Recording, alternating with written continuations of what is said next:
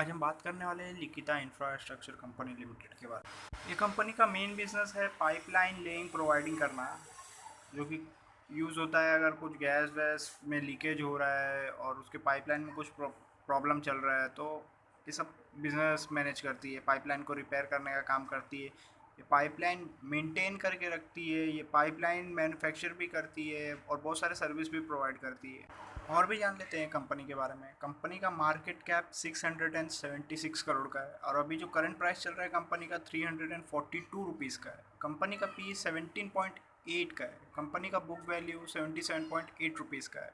Company ने are इस साल जनरेट किया 34.9% का, आर जनरेट किया 26% का। डेप्ट टू इक्विटी देख सकते हो जीरो है, क्योंकि कोई भी डेप्ट नहीं है कंपनी के ऊपर। प्रॉफिट आफ्टर टैक्स जनरेट किया कंपनी ने इस साल 38 करोड़ रुपीज़ का। अर्निंग पर शेयर जीरो दिखा रहा है क्योंकि अब भी लिस्ट हुई है कंपनी दिसंबर में। डेप्थ देख सकते हो आप 0.01 करोड़ का है, शॉर्ट और लॉन्ग टर्म दोनों मिला के। कंपनी के पास कैश और बैंक बैलेंस, जिसको हम लोग कैश इक्विवेलेंट बोलते हैं, 17.8 करोड़ रुपीज़ का है। कंपनी ने इसी साल टोटल सेल्स करके दिखाया है 191 करोड़ रुपीज़ का। इस कंपनी का आईपीओ आया था दिसंबर 2020 में। आप देख सकते हो जब आईपीओ मार्केट में बहुत ज़्यादा बूम चल रहा था और अभी भी चल रहा है। क्वार्टरली रिजल्ट देख लेते कंपनी का। कंपनी ने सितंबर क्वार्टर में सेल्स किया था 41 करोड़ रुपीज़ का, जिसमें प्रॉफिट बिफोर टैक्स जनरेट करके दिखाया कंपनी ने 7 करोड़ रुपीज़ का और प्रॉफिट आफ्टर टैक्स जनरेट करके दिखाया 5 करोड़ रुपीज़ का। अर्निंग पर शेयर कुछ नहीं था, वो टाइम पे लिस्ट नहीं थी इसके लिए। दिसंबर क्वार्टर में कंपनी का सेल्स था 58 करोड़ रुपीज़ का, जिसमें प्रॉफिट बिफोर टैक्स था 13 करोड़ रुपीज़ का और प्रॉफिट आफ्टर टैक्स था 10 करोड़ रुपीज़ का।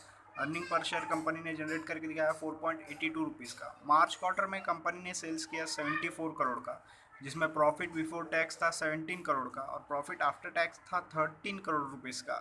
और कंपनी ने ईपीएस जनरेट करके दिखाया 6.60 रुपीज़ का।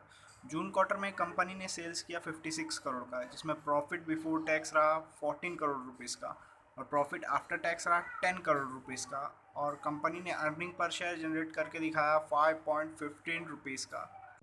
क्वार्टर दर क्वार्टर एक कंपनी अपना सेल्स बढ़ाते जा रही है। पिछले क्वार्टर से कंपेयर करोगे तो इस क्वार्टर में भी बढ़ गया है।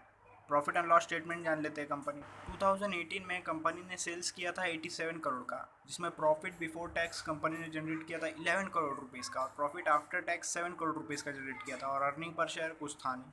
2019 में कंपनी ने सेल्स किया 139 करोड़ का, जिसमें प्रॉफिट बिफोर टैक्स 25 करोड़ का रहा और profit after tax 18 crore rupees का रहा और अर्निंग पर शेयर कुछ नहीं था, क्योंकि कंपनी लिस्टेड नहीं थी, इसके लिए दिखा नहीं पाई अर्निंग पर शेयर।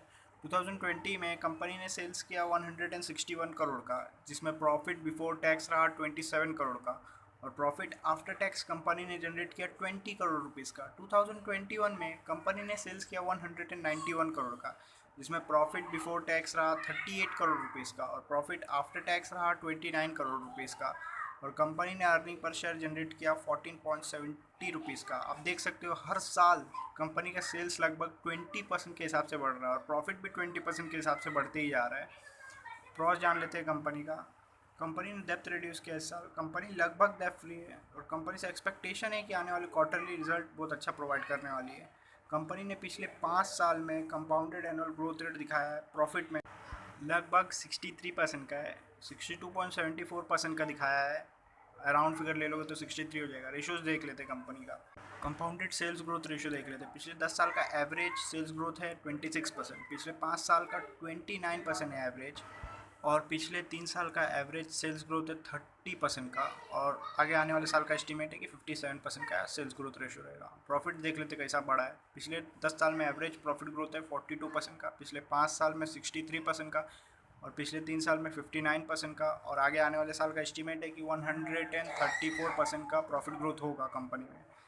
और स्टॉक का प्राइस कैसे मूव किया वो देख लेते हैं। हमारे पास स्टॉक के प्राइस का चार्ट ही नहीं है, क्योंकि ये कंपनी लिस्ट ही नहीं हुई थी वो टाइम पे। रिटर्न ऑन इक्विटी जान लेते हैं कंपनी का। पिछले 10 साल का एवरेज रिटर्न ऑन इक्विटी है 29% का, पिछले 5 साल का 31% का, पिछले 3 साल का 31% का एवरेज रिटर्न ऑन इक्विटी है और पिछले साल कंपनी ने जनरेट किया रिटर्न ऑन इक्विटी 26% का। शेयर होल्डिंग पैटर्न जान लेते हैं कंपनी का। मार्च क्वार्टर में प्रमोटर्स का होल्डिंग था 74.11% का और जून क्वार्टर में भी उतना ही रहा। फॉरेन इन्वेस्टर का होल्डिंग था मार्च में 0.09% का और जून क्वार्टर में भी उतना ही रहा। पब्लिक होल्डिंग था 25.80% का और जून क्वार्टर में भी उतना ही रहा। अगर आपको एनालिसिस अच्छा लगा तो प्लीज़ लाइक करें, शेयर करें, कमेंट करें और सब्सक्राइब ज़रूर करना।